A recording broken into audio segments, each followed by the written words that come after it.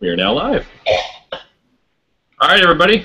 Brian here with Beers and Fears, hanging out with Laurence Harvey, Human Centipede 2 and 3, among all kinds of cool stuff, man. I did some research on you, and wow, I don't think a lot of people know your background, especially when it comes to children's TV, and I wanted to jump right into that.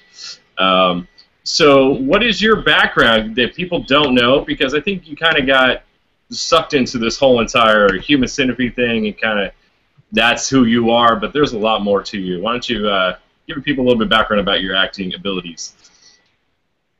I come from a performance art background. I went to college and did fine art, and originally went as a painter, wanting to move into filmmaking. So I applied to a college that had a filmmaking area. I went to Cardiff, and then about the second or third week into the term, I did a solo performance workshop, which I did a performance that affected a lot of people, and then came to do work with to film kind of module, and realized I was completely inept with cameras. So I did kind of movie or cinema influenced pieces of performance art, and I would still say that I'm continuing in performance art from that. So that's been from like the 89, 90 kind of onwards. Whilst I was in college, I was working for other performance artists as well. And then in the early 90s, they started doing characters for children's television.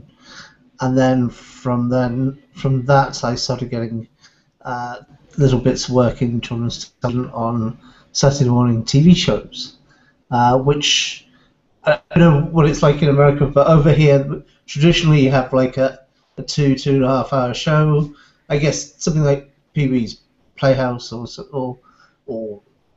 something like that, where it's kind of there's a kind of comedy story kind of element, and then there's a bit of presenting element, and you have pop groups on, and have cartoons and little mini dramas, all kind of within the framework of this larger thing, this larger 2.5 hour kind of program. So yeah, I was doing characters for that, and that was for a few years, and then from that got an agent and started working in commercials across Europe and America, and then finally went into straight theatre. So I kind of did it the wrong way around. So yeah. That's excellent. With that kind of background, I mean, obviously, getting a role such as Human Centipede 2, how did that come about? First of all, how did you land a role like that? And being so different from basically what you're kind of used to. I mean, that's a really dark role. And following that of the Doctor from the first movie, I mean, he has some big shoes to fill in a lot of ways, but it was a completely different film altogether. So how did you go about getting the casting role for that? Well, basically, Tom was looking for somebody that was physically the opposite of Dieter. And so he just went through Spotlight, the actors' kind of catalogue in the UK, and he was just looking for people that were kind of weren't tall and skinny, and I'm not tall and skinny.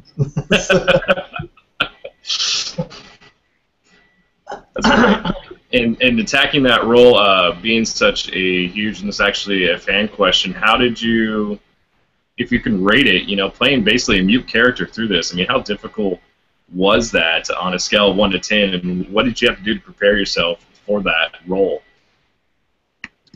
You just do the same as any other role. You look at the way the character, you look at the narrative that happens to the character over the course of a scene or over the course of the whole plot, and you just kind of try to do that. It's. I mean, even if there are lines, you've still got to think of the internal narrative. It's just that I guess kind of Martin's all internal narrative rather than external. So yeah, I mean, you as playing Martin, you're kind of having to express the internal narrative because obviously you're not using words. So now I heard also that. Go ahead. Sorry.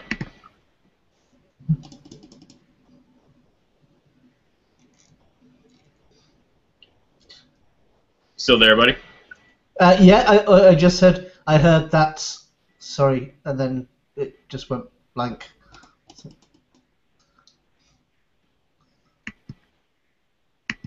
What I was going to say is that I heard that Tom Six was extremely, or is extremely, I don't know how you say, animated. I guess a lot of personality, a lot of excitement. Was that true to the case, and were you able to feed off of that? Did he really bring that to the table and really unleash, you as Yeah, I mean, Tom is just like a hyper kid. He's had too much tartrazine. He's kind of giddy and excitable, which is good because you feed off that as well. It's I mean, even though Martin's not a kind of running around kind of character, it helps having somebody like that to feed off their energy, kind of thing. Yeah, and also he's very into what you do, kind of thing. You've basically, he's chosen you and employed you because of what you can do, and he has faith in you to do such things. I mean, if it was great having Tom directing this, because with it being my first lead rather than a feature, it was kind of Tom was just so supportive. So whatever doubts I had, he just kind of brushed them away. So that's awesome to have such a support system there, which is crucial, obviously, to be able to pull off such a, gosh, how do you put it, just a crazy concept film. It's so different from the first one. I mean, first one you hardly see anything, and then on this one, just so drastic and extreme, and then adding the black and white aspect to it, just sold that movie tremendously on top of that. So kudos to you for taking a part that's extremely, I would be scared, honestly, to take a role like that. So that's pretty awesome. Now, I want to jump into what I recently started reading the latest Rue Morgue magazine, and there's a photo of you in there. I'm kind of curious on exactly what that is, and if there's anything that you can tell us about that and where and all that good stuff.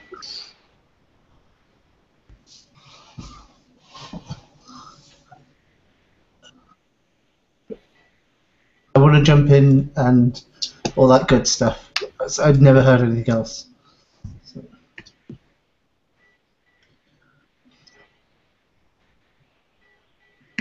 Oh, I'm sorry.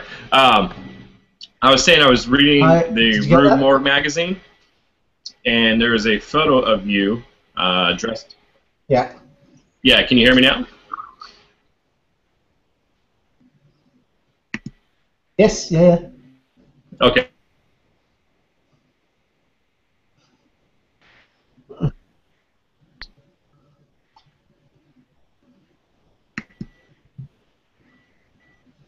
Is it dressed as a priest for the editor?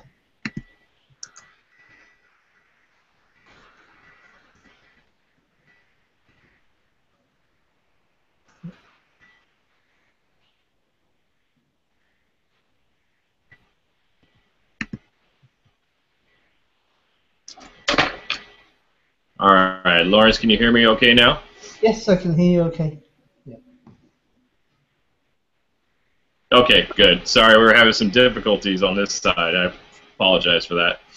Um, I was talking about the film in Rube Morgue that I found of you playing a priest that's coming out, it looks like, relatively soon, alongside of Tristan Risk again. Yes. What is that film all about?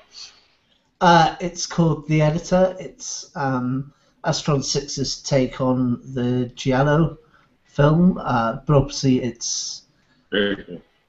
it takes the idea of the absurdity of the Giallo films, how these seemingly there are murders that seemingly can't be committed by the actual killer, and or the explanation of the killing seems spurious, and how everyone is kind of louche and kind of decadent and having sex with everybody, or having affairs with everybody.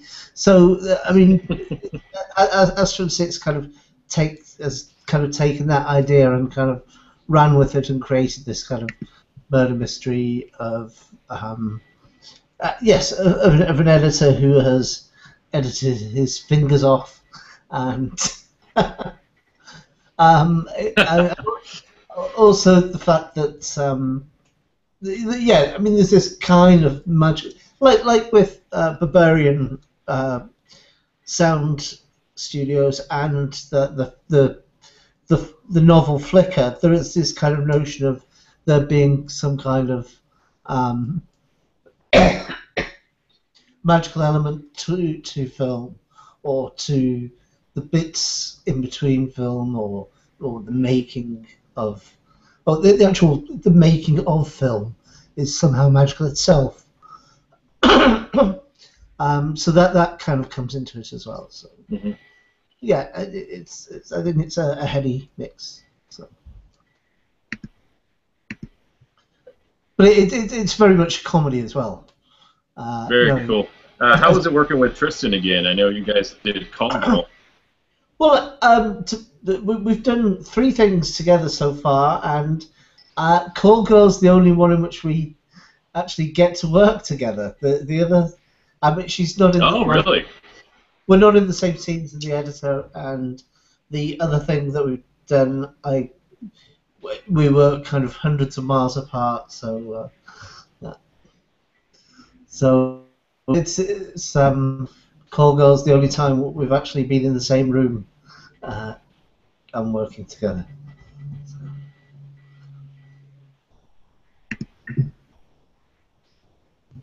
But yeah, I mean, she's great. She's great. So,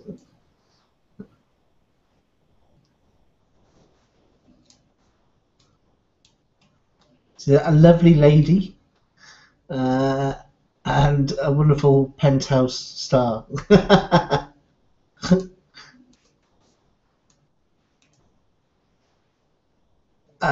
Can you hear me? You seem to have frozen. So.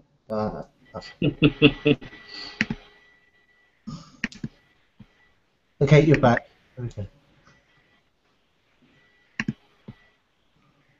All right, we're gonna probably wrap this up real quick, just because of the technical difficulties aspect. I know it's.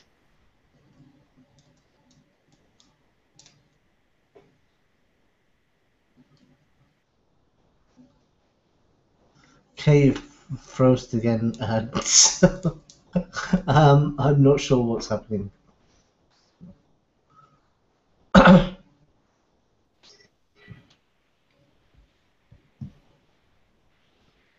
Okay, you're back. You seem to be back. I can hear you. Can you hear me okay? Yes, yeah, I can hear you okay now. Okay. Did you get the question about the tips for filmmakers? No.